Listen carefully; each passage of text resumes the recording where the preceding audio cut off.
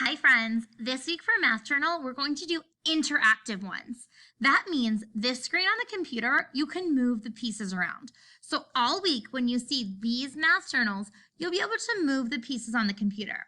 So let's look at this one together. It says addition facts. Cut and paste into the correct column. So we want to see if it equals 5, we're going to put it here. If it equals 6, we're going to put it here. Let's look at our first one. 2 plus 3. Okay, I can hold up 2 fingers and 3 fingers and count them. 1, 2, 3, 4, 5.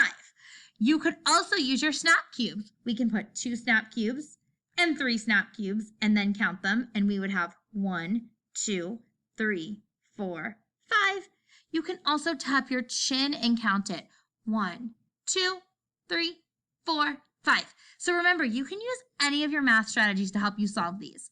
Then, when you figure out your answer, you're going to drag the piece and put it under the correct sum. So if it equals 5, you're going to put it here. If it equals 6, you're going to put it here.